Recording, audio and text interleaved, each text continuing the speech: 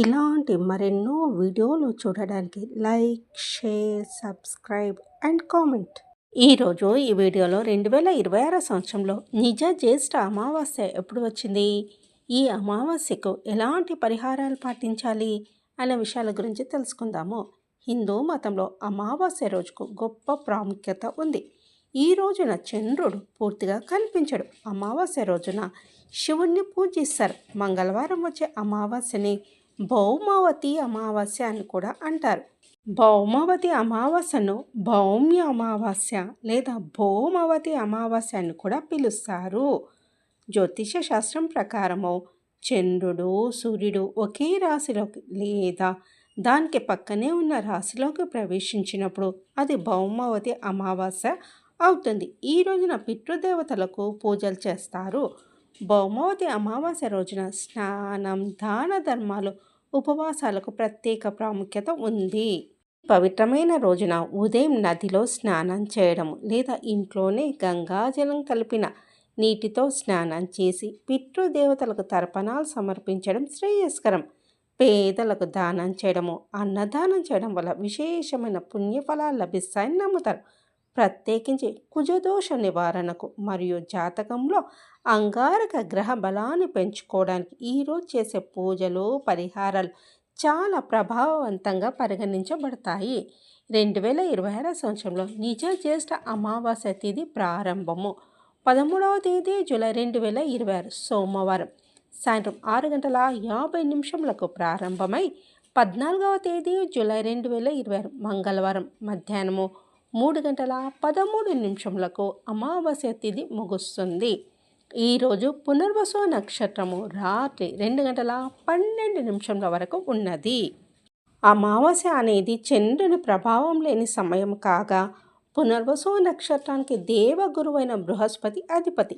ఈ కలియక ఆధ్యాత్మిక వృద్ధికి, కొత్త ఆలోచనలకు, జీవితంలో కొత్త ఆరంభాలకు చాలా అనుకూలమైనది. గురుగ్రహ నక్షత్రంలో అమావాస్య రావడం వల్ల ఆధ్యాత్మికత, ధ్యానము, దైవచింతనపై ఆసక్తి పెరుగుతుంది.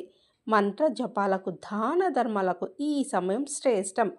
పునర్వసు నక్షత్రం పునరుద్ధరణకు మరియు ఆశావాదానికి సంకేతం. జీవితంలో ఎదురైన కష్టాలను అధిగమించి కొత్త నూతన శక్తితో ముందుకు సాగడానికి ఈ సమయం దోహదపడుతుంది. భౌమవతి అమావాస్య పరిహారాల గురించి తెలుసుకుందాము. భౌమవతి అమావాస్య పితృదేవతల ఆరాధనకు అత్యంత పవిత్రమైన రోజు. ఈ రోజున పితృతర్పణాలు, శ్రాద్ధ కర్మలు మరియు పిండ ప్రదానం చేయడం వల్ల పితృదేవతలు తృప్తి చెందుతారని, వారి ఆశీస్సులు లభిస్తాయని నమ్మకము. వంశాభివృద్ధికి, కుటుంబంలో సుఖశాంతులు నెలకొల్పడానికి ఇది గొప్ప రోజు. మంగళవారానికి అధిపతి కుజుడు. జాతకంలో కుజదోషము లేదా మంగళదోషం ఉన్నవారు భౌమవతి అమావాస్య రోజున మంగళ దేవుణ్ణి లేదా స్వామిని పూజించడం వల్ల ఆ దోష ప్రభావం తగ్గుతుంది. మంగళవారం శక్తికి, సంకల్పానికి ప్రతీక.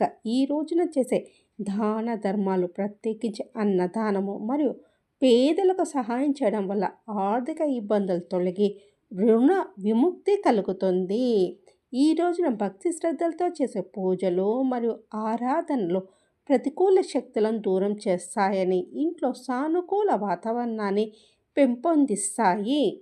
ఈ రోజున ఎర్రని రంగు దుస్తులు, కందిపప్పు లేదా బెల్లం వంటి వాటిని పేదలకు దానం చేసే కుజుని అనుగ్రహం లభిస్తుంది.